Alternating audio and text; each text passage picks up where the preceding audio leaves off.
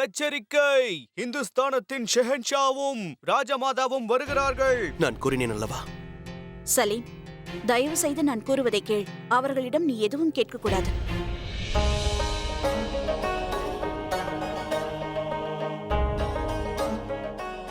சலாம் ஷெஹன்ஷா. சலாம் ராஜமாதா. வணக்கம்.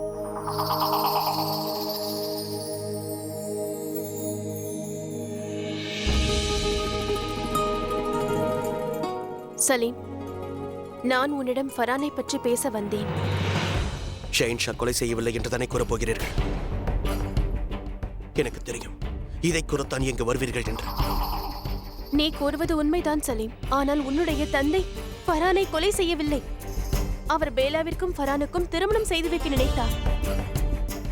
உன் தாயார் கூறுவது மிகவும் சரிதான் ஷேகுமாவா. ஃபரானை நான் கொல்லவில்லை. நிச்சயம் பேலாவின் தந்தை தான் ஃபரானை கொன்றிருக்க வேண்டும். பிரமாதம், மிகவும் நன்றாக கதை கூறுகிறீர்கள். சரி, நான் நம்புகிறேன். நீங்கள் கூறும் இந்த கதையை நான் நம்புகிறேன். நீங்கள் ஃபரானை கொலை செய்யவில்லை. இப்பொழுது மகிழ்ச்சியா? ஷெஹன்ஷா இந்த பிரச்சனையை இதோடு விட்டுவிட்டா நன்றாக இருக்கும். யார் உனக்கு இப்படி பேச கற்றுக் கொடுத்தது? நான் ஒவ்வொரு முறையும் உனக்கு புரிய வைக்க முயற்சிக்கிறேன், ஆனால் நீ என் பேச்சை கேட்பதே இல்லை. சரி, நீ அப்படியே நினைத்துக்கொள். எனக்கு அதை பற்றி கவலை இல்லை. எப்போது ஒருவன் கூறுவதை கேட்கவில்லையோ புரிந்து கொள்ளவில்லையோ அவனுக்கு யாராலும் புரிய வைக்க முடியாது. எவ்வளவு கோபம்! உன்னுடைய இந்த கோபத்தால் தான் நீ என்னை புரிந்து கொள்ள மறுக்கிறாய். அதை நீ முதலில் புரிந்து கொள். இந்த கோபம், இந்த வெறுப்பு, இவை உங்களிடம் இருந்துதான் வந்தது ஷெஹன்ஷா. தாங்கள் தற்போது என்னிடம் கூறும் எந்த ஒரு விஷயத்தை கேட்கும் நான் தயாராக இல்லை. புரிந்து கொள்ளுங்கள். எனக்கு உங்களுடைய விளக்கம் தேவையில்லை. நீ என்னை எடுத்தறிந்து பேசியும் நான் ஏன் இவ்வளவு பொறுமையாக இருக்கிறேன் என்று தெரியுமா? ஏனென்றால் உனது தாய் நீ தனிமையில் வாடுவதை பார்த்து வருத்தப்படுகிறார். நீ வருந்துவதை பார்த்து அவர் மிகவும் கவலைப்படுகிறார். ஆனால் அதை தெரிந்து கொள்ளாமல் ஷெஹன்ஷா, போகட்டும், விடுங்கள். சலீம் இப்போது கோபமாக இருக்கிறான். நாம் பிறகு அவனோடு பேசலாம். அதற்கு அவசியமே இல்லை. இவனுக்கு என்ன கூறினாலும் புரியாது ஜோதாபேகம். அவனுக்கு இன்னும் சில நாட்கள் ஆன பிறகே புரியும். எந்த ஒரு தந்தையும் தன் மகனுக்கு எந்த கெடுதலும் நினைக்க மாட்டான், செய்யவும் மாட்டான் என்ற விஷயம். இவனிடம் பேசி எந்த பிரயோஜனமும் இல்லை. நாளை காலை நாம் ஆக்ராவிற்கு செல்ல வேண்டும். அனைவரும் தயாராக இருங்கள். ஆகட்டும் ஷெஹன்ஷா.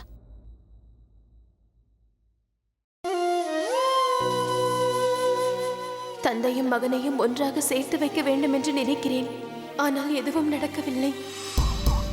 ஷெஹன்ஷாவிற்கும் சலீமுக்கும் இடையே பிரிவை ஏற்படுத்த நான் போட்ட திட்டம் இப்பொழுது முழுமையாக முடிந்துவிட்டது.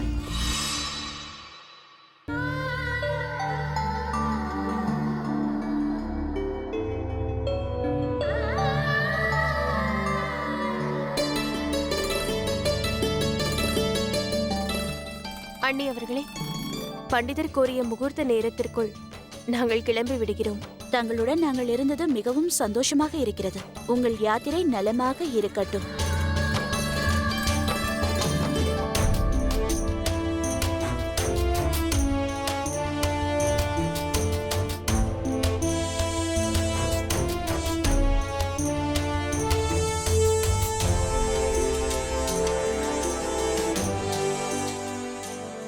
இல்லை, வேண்டாம் ராணி அவர்களே. தாங்கள் ஆமீரின் மகாராணி. இதெல்லாம் வேண்டாம். இந்த விழாவிற்கு வருகை தந்து எங்களை கௌரவப்படுத்தி விட்டீர்கள். தங்கள் உபசரிப்பில் ஏதாவது குறை இருந்தால் எங்களை மன்னித்து விடுங்கள். என்ன கூறுகிறீர்கள் ராஜா அவர்களே? என் மனைவி வீட்டில் நீங்கள் எனக்கு அளித்த மரியாதையை நான் என்றும் மறக்க மாட்டேன்.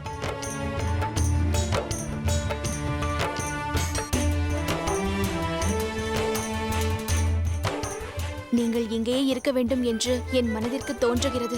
ஆனால் நீங்கள் அவசியம் சென்றுதானே ஆக வேண்டும். மான்பாய், நான் இப்பொழுது செல்லவில்லை என்றால் உன்னை அழைக்க எப்படி வர முடியும்? நீயும் விரைவாக ஆமீரை விட்டு ஆக்ராவிற்கு வரப்போகிறாய், அதுவும் நிரந்தரமாக.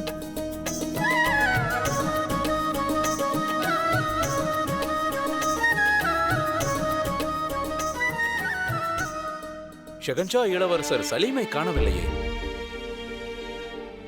அது என்னவென்றால் அவன் ஒருவேளை பொறுமையாக கிளம்பலாம் என்று நினைத்திருப்பான் போலிருக்கிறது. உங்களுக்கு தெரியுமல்லவா அண்ணா, சலீமிற்கு விழாவில் கலந்து கொள்வது பிடிக்காது. சரி, போகட்டும். எங்களுக்கு விடை கொடுங்கள். நாங்கள் விடை பெறுகிறோம்.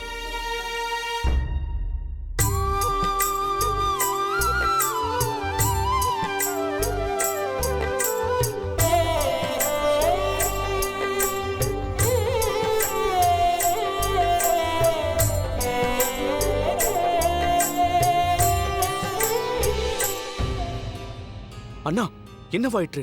நேற்று அவர்களை சந்தித்தீர்களா? நீங்கள் அவரை காதலிக்கும் விஷயத்தை சொன்னீர்களா இல்லையா? தாங்கள் இளவரசர் என்பதை கூறினீர்களா? தாங்கள் எங்கு சென்றீர்கள் குதுப்?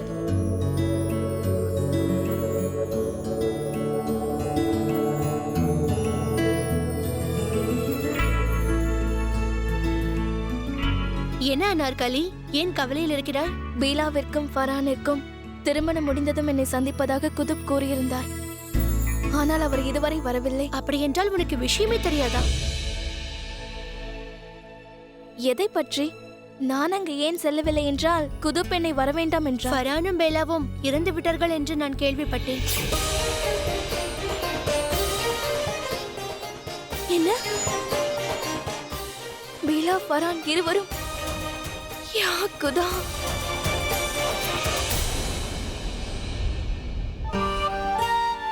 குதுப்பும் அங்கு சென்றிருந்தார். அவரை பற்றி தகவல் தெரியுமா? இல்லை, அவரை பற்றி எதுவும் தெரியவில்லை. ஒரு சாதாரண சிப்பாய் என்ன ஆனாலும் அவரை பற்றி செய்தி வர வாய்ப்பே இல்லை.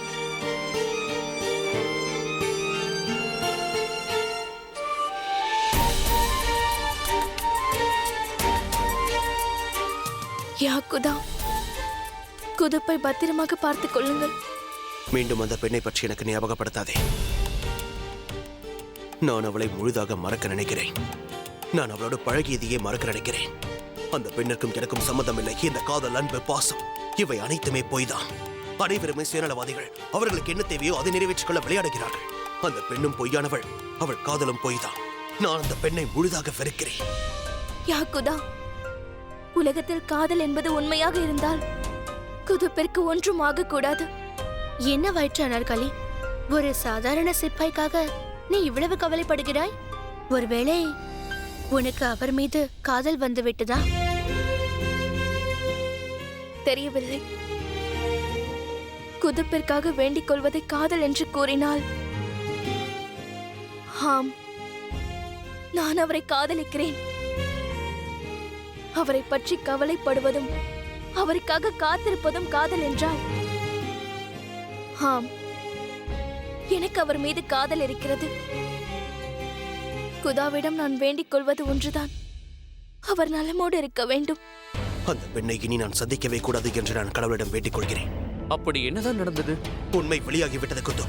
அந்த அனார்காலி உண்மையில் யார் என்று தெரியுமா? நான் எந்த பெண்ணை மிகவும் வெறுத்தேனோ அந்த பெண் தான் அவள். அவள் தபலா வித்வான் ஷாஹித் ஜில்பஹாரின் மகள் நாதிரா. அவளால் தான் என் சிறுவயது வாழ்க்கை பாழாகியது.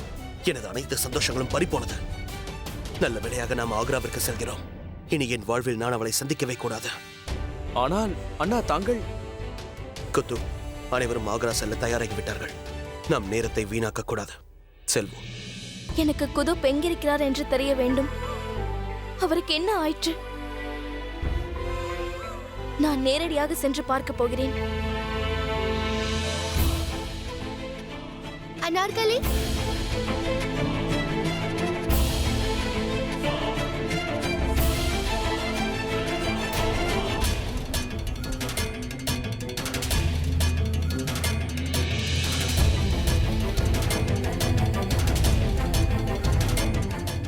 இங்கு பாருங்கள். இங்கிருந்த முகலாய சிப்பாய்கள் எங்கே? அவர்களெல்லாம் ஆக்ரா சென்று விட்டார்களே. யாருமே இல்லையா? ஷெஹன்ஷாவே இங்கிருந்து சென்ற பிறகு அவருடைய சிப்பாய்கள் இங்கிருந்து என்ன செய்வார்கள்? அவர்களில் குதுப் என்று ஒரு சிப்பாய் இருந்தாரே, அவரும் சென்று விட்டாரா? இங்கு பாருங்கள், யாருடைய பெயரும் எங்களுக்கு தெரியாது. அனைவரும் சென்று விட்டார்கள்.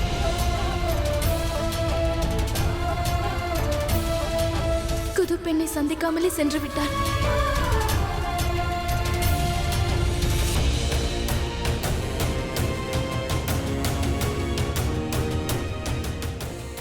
யா அல்லாஹ், இந்த நினைவுகளை மறப்பதற்கு எனக்கு சக்தி தாருங்கள். மீண்டும் என் வாழ்க்கையில் நான் அந்த பெண்ணின் முகத்தை பார்க்கவே கூடாது.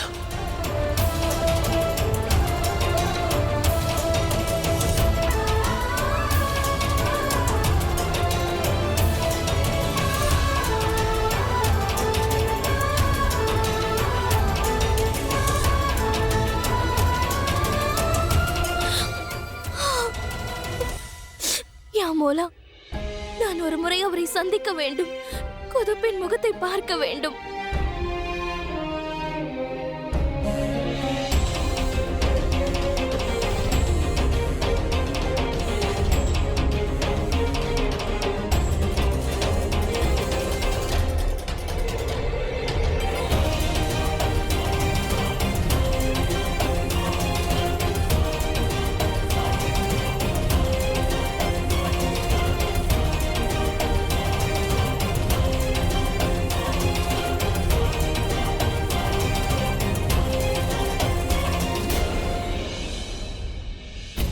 அவர் மீண்டும் என்னை சந்திப்பதாக வாக்களித்திருந்தார். என்னை விட்டு எவ்வாறு செல்ல முடியும்? நிச்சயம் ஏதாவது ஒரு காரணம் இருக்க வேண்டும். ஒருவேளை ஷஹின்ஷா அவரை கைது செய்து விட்டாரோ? யாக்குதா, அப்படி நடந்திருந்தால் அவருக்கு என்ன தண்டனை கொடுப்பாரோ?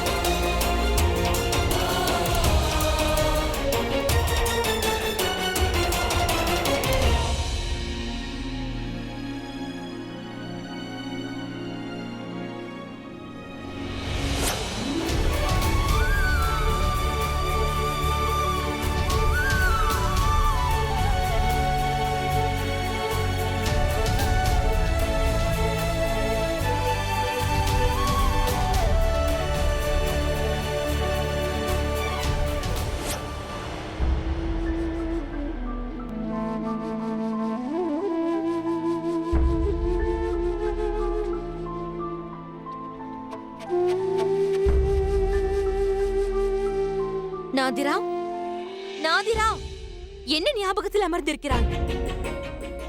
யா அல்லாஹ், ரொட்டி கருகிவிட்டது. ரொட்டி போனால் போகட்டும், விடு. நீ என்னிடம் இதை கூறு.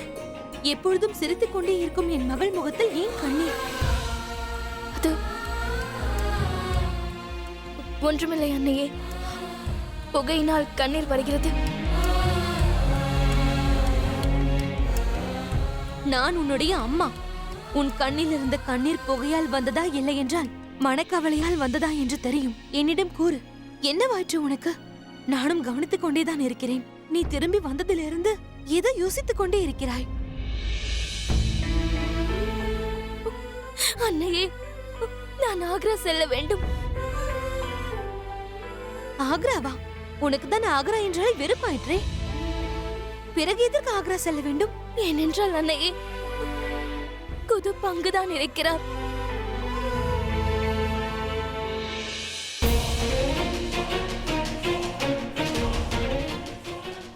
ஒரு புறம் குதிர்ப்பிற்கு என்ன ஆகிவிட்டது என்ற கவலையில் அனார்கலி இருக்கிறாள். மறுபுறம் ஜலால் தன் குடும்பத்தோடு ஆக்ராவிற்கு வந்துவிட்டார். ஆனால் ஆக்ரா வந்த பிறகும் சலீமின் மனது ஆமீரிலேயே இருக்கிறது. நாதிரா, ஒருவேளை இவ்வாறு கூட நடந்திருக்கலாம்.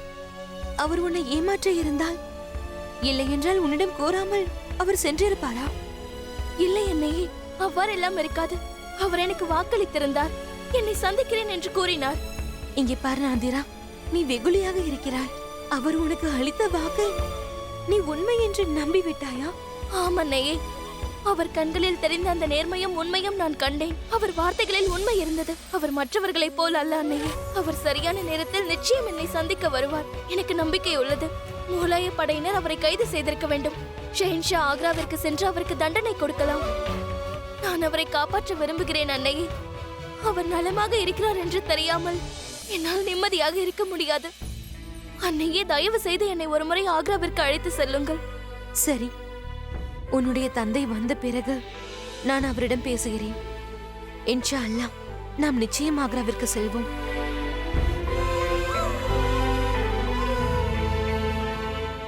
முகலாய ராஜ்யத்தில் இதை நாம் மிக பெரும் விழாவாக நடத்தி காட்ட வேண்டும். ராஜமாதாவோடு தங்களுக்கு நடந்த கல்யாண நாளிற்கு உங்களுடைய அனைத்து நண்பர்களையும் நிச்சயம் வர வேண்டும் என்று அழைத்திருக்கிறோம். எத்தனை வருடங்கள் சென்றதே தெரியவில்லை. இப்போதுதான் ஆக்ராவிற்கு ஜோதா பேகம் மணப்பெண்ணாக வந்தது போல் இருக்கிறது. எங்களுக்குள் இருந்த வெறுப்பு காதலாக மாறியது. அது இறைவன் கொடுத்த வரமாகும். இனி எந்த ஒரு சக்தியாலும் எங்களை பிரிக்கவே முடியாது. அஸ்ஸலாமு அலைக்கும் ஷஹின்ஷா. கூறுங்கள் ஷேக்கு பாபா. நான் இங்கு வந்து வெகு நாட்கள் ஆகிவிட்டது. நான் மீண்டும் போர்க்களத்திற்கு செல்லலாம் என்று நினைக்கிறேன்.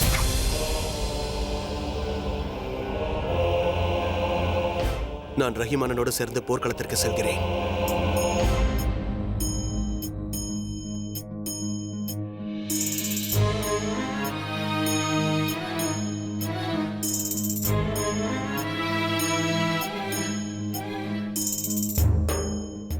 ஷேக் பாபா, பல வருடங்களுக்கு பிறகு இங்கு வந்திருக்கிறீர்கள்.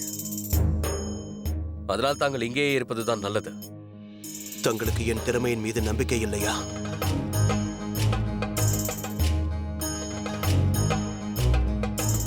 அப்படியெல்லாம் ஒன்றுமில்லை சலீம். எனக்கு ஒரு விஷயம் மட்டும் புரியவில்லை. நீங்கள் மீண்டும் மீண்டும் ஆக்ராவை விட்டு எதற்கு விலக நினைக்கிறீர்கள்? யுத்த காலத்தில் நீங்கள் நிறைய விஷயங்களை கற்றுக்கொண்டுள்ளீர்கள். அதனால் இனி நீங்கள் இங்கேயே இருந்து அனைத்தையும் பார்த்துக் கொள்ள வேண்டும். எனக்கு இங்கே இருப்பதற்கு சிறிதும் விருப்பமில்லை. நான் செல்வதற்கு தாங்கள் அனுமதி கொடுத்தால் நன்றாக இருக்கும். அப்படி இல்லை என்றால் சலீம் தனது தந்தையின் கட்டளையை மீறிவிட்டான் என்று தாங்கள் கூற வேண்டும். நான் அவ்வாறு கூறவே மாட்டேன். ஏனென்றால் சென்ற முறை ஒரு தந்தை தன் மகனை வரும்படி வேண்டி கேட்டுக்கொண்டான். ஆனால் இம்முறை உனக்கு கட்டளையிடுவது முகலாய ராஜ்யத்தின் ஷேன்ஷா ஜலாலுதீன் முகமது அக்பர். என்னுடைய கட்டளை என்னவென்றால் இனி தாங்கள் ரஹீமோடு எங்கும் செல்லப்போவதிலே இங்கேதான் இருக்கப் போகிறது.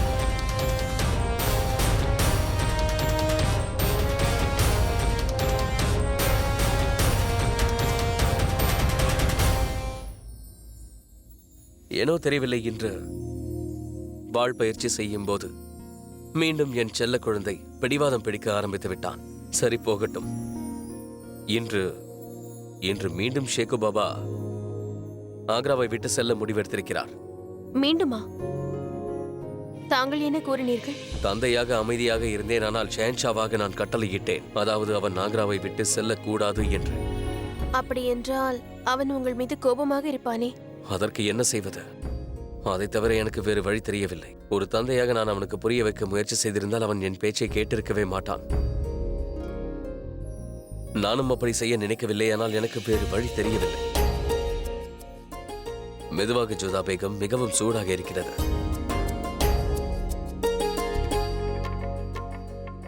ஷேன்ஷா, இது ஒன்றும் சூடாக இல்லை. நீங்கள் அமைதியாக படுத்திருங்கள். என் வேலையையும் செய்ய விடுங்கள். பிரமாதம். நான் இந்த இந்துஸ்தானுக்கே கட்டளையிடுகிறேன். ஆனால் தாங்கள் மட்டும் எனக்கு கட்டளையிடுகிறீர்கள். ஏன் இடக்கூடாது? நான் ராஜமாதா ஆவேன். நான் இடம் கட்டளைக்கு நீங்கள் அடிபணிந்தே ஆக வேண்டும். தங்கள் கட்டளையை நான் ஏற்றுக்கொள்கிறேன் ராஜமாதா. உங்கள் முகத்தில் சிரிப்பை பார்க்க சந்தோஷமாக இருக்கிறது.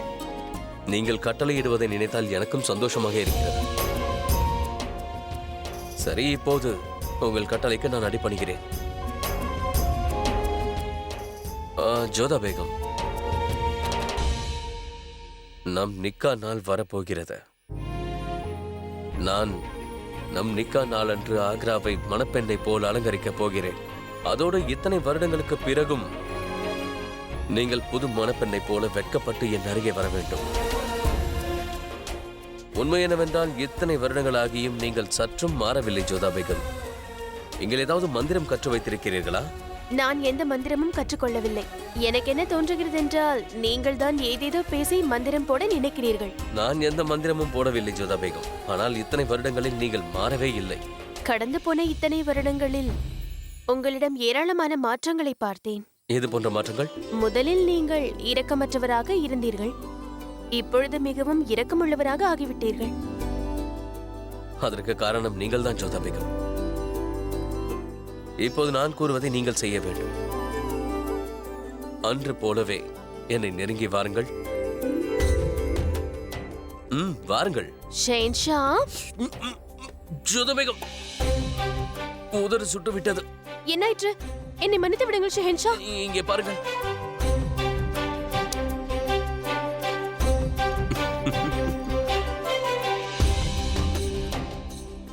தங்களால் கட்டளை மட்டும்தான் இட முடியும். ஆனால் என்னால் அதை செயல்படுத்த முடியும்.